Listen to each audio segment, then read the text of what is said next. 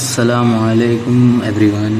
तो welcome to my new video. और आज का लेक्चर फिर से क्लास 12 केमिस्ट्री का इंटरमीडिएट सेकेंड ईयर के स्टूडेंट्स के लिए सेकेंड लेक्चर है। अपने केमिस्ट्री के सेकेंड चैप्टर का सॉल्यूशंस का सेकेंड लेक्चर है आज। तो चलिए फिर बिना टाइम वेस्ट करे स्टार्ट करेंगे। आज के जो टॉपिक्स कवर होने वाले हैं सिर्फ एक टॉपिक, बट वो भी बहुत इम्पॉर्टेंट टॉपिक है। ठीक है, एक्सप्रेसिंग कॉन्सेंट्रेशन ऑफ सॉल्यूशंस। मतलब जो कॉन्सेंट्रेशन रहता है ना सॉल्यूशंस का, वो कैसा एक्सप्रेस करते उसकी आज अच्छे से स्टडी होने वाली है। ठीक है, एनसीईआरटी सेक्शन 2.2 के तहत ये वीडियो बनाई जा रही है। ठीक है, एक्सप्रेसिंग कॉन्सेंट्रेशन ऑफ सॉल्यूशन। अब सॉल्यूशन का जो कॉम्पोजिशन रहता ना, ठीक है, कॉम्पोजिशन जो रहता ना, कॉम्पोजिशन ऑफ अ सॉल्यूशन का कॉम्पोजिशन उसके कॉन्सेंट्रेशन को एक्सप्रेस करने से डिस्क्राइब करते। Composition of a solution can be described by expressing its concentration।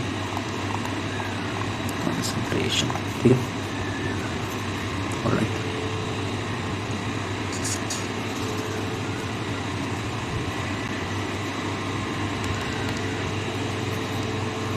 ठीक है, ये है फर्स्ट पॉइंट, समझ लो इसको।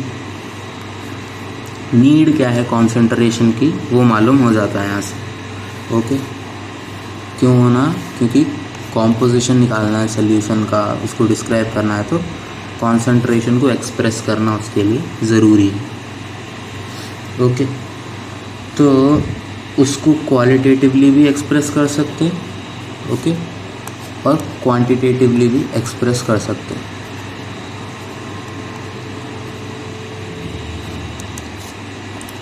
Qualitatively and quantitatively. ये इसका लिंक जो है लेक्चर के पीडीएफ का, सेशन पीडीएफ का लिंक डिस्क्रिप्शन में है। लिंक पे क्लिक करके पीडीएफ पे भी एक्सेस कर सकते हैं आप लोग। ज़्यादा कुछ लंबा प्रोसेस, कोई ऐप इंस्टॉल करना, कोई अलग वेबसाइट पर जाना भी नहीं है। सिंपल गूगल ड्राइव पे अपलोडेड है, तो उस पर से लेक्चर को एक्सेस, नोट्स को एक्सेस कर सकते हैं आप। ठीक है, अब जैसे कि क्वालिटेटिवली ऐसा बोल सकते कि वो डाइल्यूट है या फिर कॉन्सेंट्रेटेड है। क्वालिटेटिवली का मतलब वो रहता, जैसे कि सॉल्यूशन डाइल्यूट है बोल सकते हैं, या कॉन्सेंट्रेटेड सॉल्यूशन है बोल सकते हैं। ठीक है, अगर वही दूसरी तरफ क्वांटिटेटिवली कैसा बोलना उसको बोले तो देखो, रियल लाइफ में अब आप खाली डाइल्यूट और कॉन्सेंट्रेटेड बोले तो बहुत कन्फ्यूज़न होता है, इसीलिए क्वांटिटेटिव डिस्क्रिप्शन की ज़रूरत थी। तो थोड़े नहीं, बहुत तरीक़ों से यहाँ पे quantitatively concentration of solution describe करा हुआ है। एक एक करके डिस्कस करेंगे। सबसे फर्स्ट दिया हुआ है मास परसेंटेज।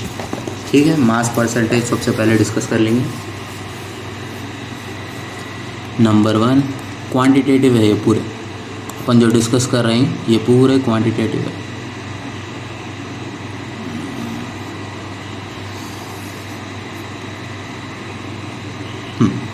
ठीक, सबसे पहले मास परसेंट जो रहता है वो बेसिकली ऐसा फॉर्मूले से डिफाइंड है। देखो, मास परसेंट ऑफ अ कंपोनेंट। अब देखो, सॉल्यूशन अगर A + B से फॉर्म हो रहा, ठीक है, फॉर एग्जांपल, तो A और B जो है ना उसके कंपोनेंट्स होते हैं। ये कंपोनेंट्स है A और B, तो ये बात को ज़रा याद रख लो। वैसे ही मास परसेंट जो निकालते हैं अपन सॉल्यूशन के एक कंपोनेंट का निकाल रहे हैं, इसीलिए mass percent of a component is equal to mass of the component in the solution, यानी मास ऑफ ए या B, mass of component in solution divided by total mass of solution. ये solution का short form है, ठीक है। और उसको अगर ऊपर एन डाल दिए तो सोल्यूशन इंटू 100, बिकॉज परसेंटेज है, इंटू 100, तो ये है मास परसेंट का फॉर्मूला।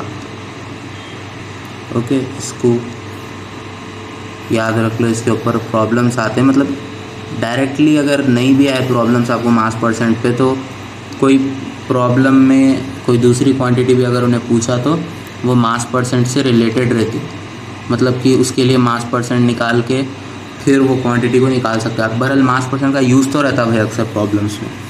ओके, अब यहाँ पे एग्जाम्पल भी दिया हुआ है इसका। अब जैसे कि 10% ग्लूकोज है बाय मास वाटर में, ठीक है। अगर सोल्यूशन में 10% ग्लूकोज है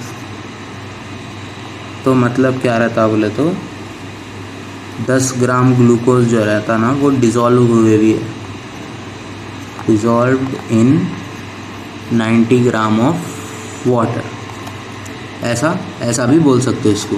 स्टेटमेंट वाइज अगर लिखना है, समझना है, मास परसेंट ऑफ अ कंपोनेंट ऐसा रहता, ठीक है।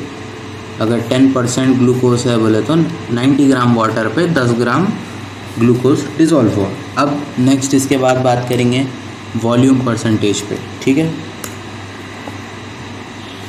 Volume percentage number 2 volume percentage, वो भी सिमिलर ऐसे ही रहता। Volume percentage of a component जो है ना, volume percent of component is equal to volume of that component, ठीक है।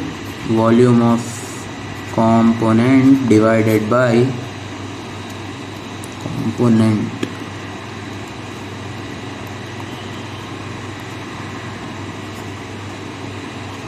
divided by total volume of solution into 100।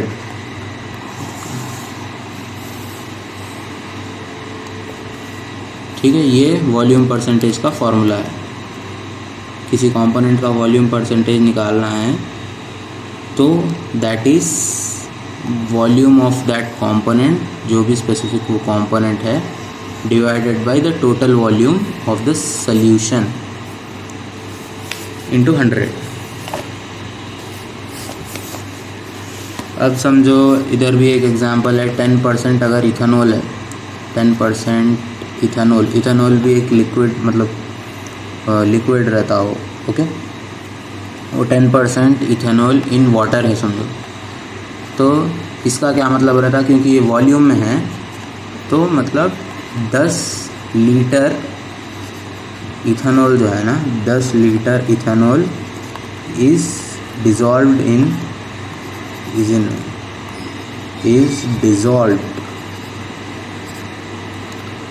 In 90 litre of water, 90 litre of water, ऐसा मतलब रहता है उसका। अब उसको ml में ले लो या फिर जो भी है वो हिसाब से समझ सकते हो, समझने के लिए ऐसा बोलते हैं इसको, ठीक है।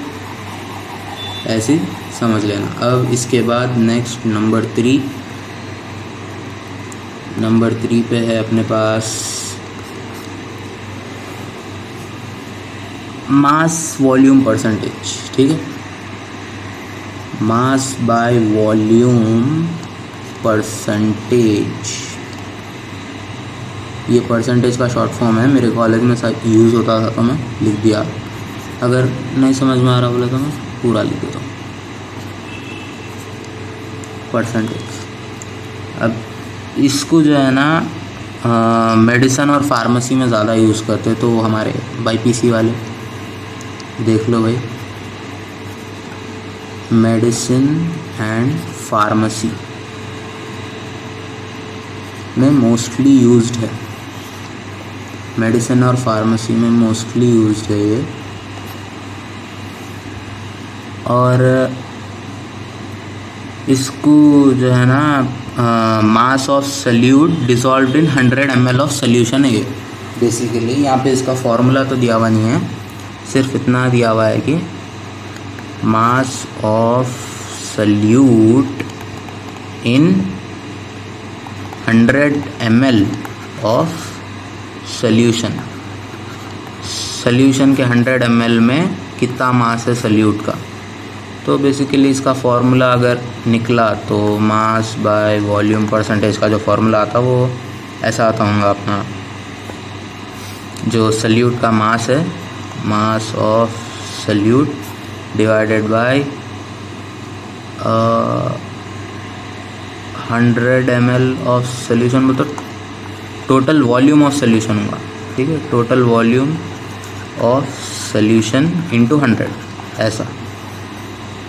ठीक है, ये रहता formula mass by volume percentage का। ये एग्जैक्ट फार्मूला नहीं है, ठीक है, ये मैं डेफिनेशन के हिसाब से निकाल के बताया। ठीक है, ये मैं लिख रहा हूँ भी नहीं इसलिए यहाँ पे बस इतना डेफिनेशन दिया हुआ है, मतलब इसका फार्मूला अपने को फ़िलहाल यूज़ में नहीं है। ओके, अभी के लिए बस इतना याद रख लो मास बाय वॉल्यूम परसेंटेज के लिए।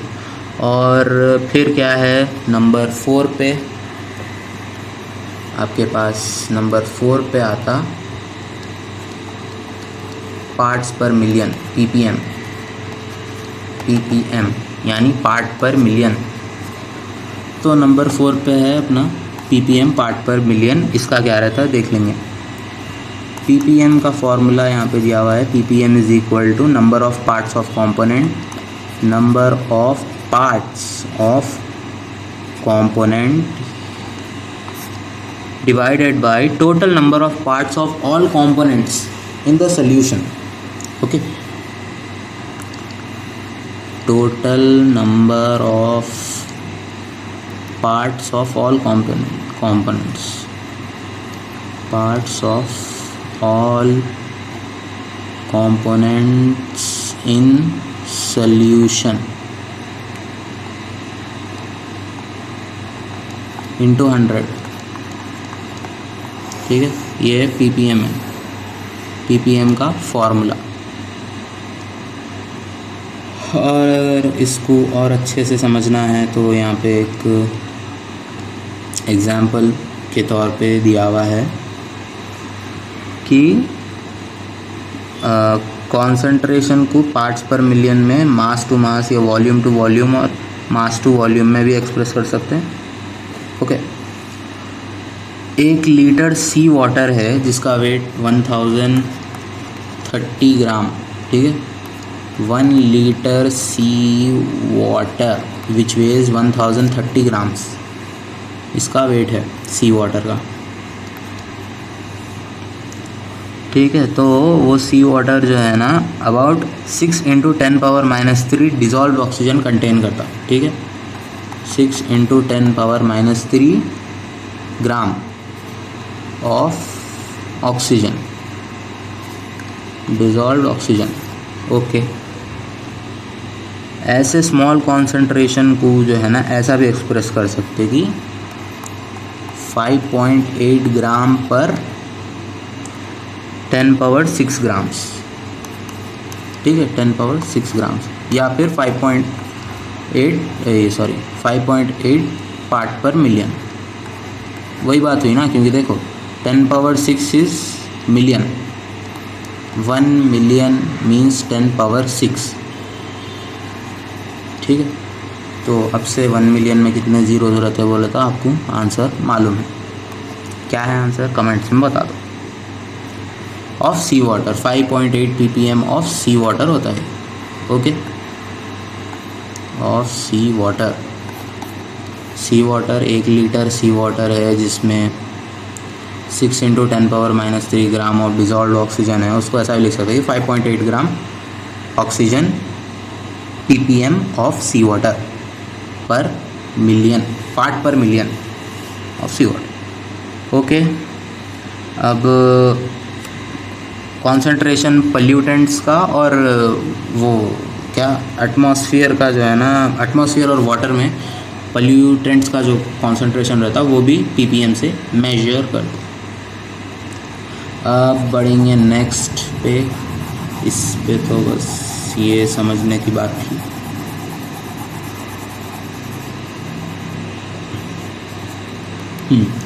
नेक्स्ट है नंबर 5 इज़ क्या है, मोल फ्रैक्शन। मोल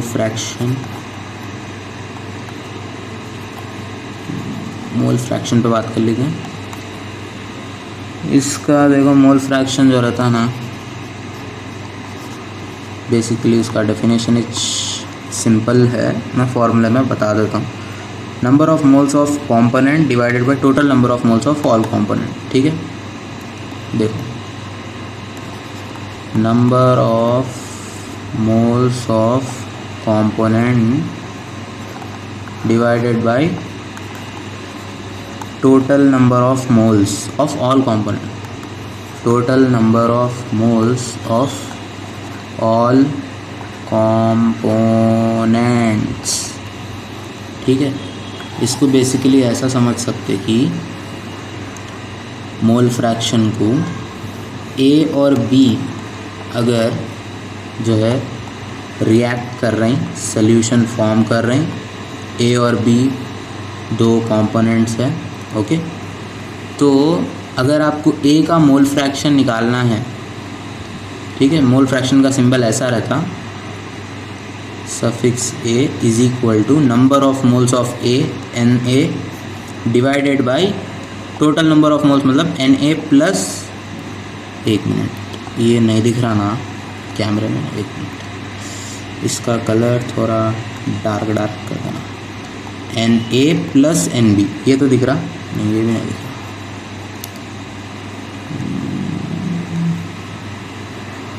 हाँ, N A plus N B, N A plus N B होता total number of moles of all components. ठीक है, तो ये आता है इसका मोल फ्रैक्शन, ऐसा एक्स सफिक्स ए से डिनोट होता मोल फ्रैक्शन। तो ये मोल फ्रैक्शन का हो गया। अब बात करेंगे नेक्स्ट जो है अपने पास मोलैरिटी पे। यहाँ पे बेसिक जो है ना एग्जांपल्स भी दिए हुए हैं, वो मैं एग्जांपल वाली वीडियो में कर लेंगे बाद में। अब बात करेंगे फ़िलहाल मोलैरिटी के बारे में। मोलैरिटी जो है बेसिकली क्या रहता है आपके, moles of solute divided by volume of solution in litres. Moles of solute, moles of what ever the solute is divided by volume of solution in litres. Volume of solution in litres. ठीक है, ये रहता molarity का formula. Molarity को represent करते capital M से। और एक बात याद रख लो, मोल्स जो है ना सल्यूट के है, सल्यूट के मोल्स और सॉल्यूशन का वॉल्यूम, ये इम्पॉर्टेंट है, याद रखना। क्यों, मैं आगे बोलता हूँ। मैं देखो अब यहाँ पे एक और क्वांटिटी अपने को यहीं समझ में आता था, मोलालिटी है, मोलालिटी। ठीक है, मोलालिटी स्मॉल एन से रिप्रेजेंट करते हैं। इसका क्या रहता बोले तो formula, moles of solute same, molarity का फॉर्मूला क्या है बोले तो moles of solute divided by mass of solvent in KG. ठीक है, mass of solvent in KG, ये इन लीटर्स, ये इन केजी। ओके, मोलारिटी मोलालिटी फ़र्क है, ग्रामेटिकली इंग्लिश के मुताबिक एल और आर का फ़र्क है, but according to physical chemistry values का भी भयंकर फ़र्क है। यहाँ पे भी मोल्स सल्यूट के ही पूछे। ठीक है, ओके। और मास किसका पूछे, यहाँ पे मास भी सॉल्वेंट का पूछे, मास सॉल्यूशन का नहीं पूछे। ठीक है, ये अच्छे से देख लो। यही रहता मोलैरिटी और मोलालिटी में जो डिफरेंस रहता हो सिर्फ ग्रामेटिकली ये वाला नहीं रहता, बल्कि यहाँ पे मोल्स, पहले तो मोल्स पूछे या नहीं देख लेना। और यहाँ पे देखो, यहाँ पे मास से डिवाइड करना है, यहाँ पे वॉल्यूम से डिवाइड करना है, ये भी डिफरेंस है। तो इसीलिए ये फॉर्मूले अच्छा एक बार अच्छे से पूरा सही से पढ़ के रख लेना है, इतनी जल्दी ख़त्म नहीं हुआ। हाँ, तो ये फार्मूलाज अच्छे से याद करके रख लेना, इम्पॉर्टेंट है, ठीक है। मोलालिटी का तो आपके एमसेट तक, आईपीवी तक बहुत इम्पॉर्टेंट है, ये दोनों स्पेशल है, समझो बहुत इम्पॉर्टेंट रहता है ये। आज के लेक्चर के लिए बस इतना ही, जैसे कि आप लोग देख लिए। थैंक यू फॉर वॉचिंग का आ गया स्लाइड। तो प्लीज़ वीडियो पसंद आई तो प्लीज़ वीडियो को लाइक करिए। अपने कोई भी डाउट्स है तो कमेंट्स में बता दीजिए, मैं सॉल्व कर देता हूँ। और वीडियो को ज़्यादा से ज़्यादा शेयर करिए अपने फ्रेंड्स में और जो भी आपके क्लासमेट्स हैं, ठीक है। और अपडेटेड रहने के लिए प्लीज़ मेरे चैनल को सब्सक्राइब करके रखिए। Thank you very much for watching. अल्लाह हाफिज़।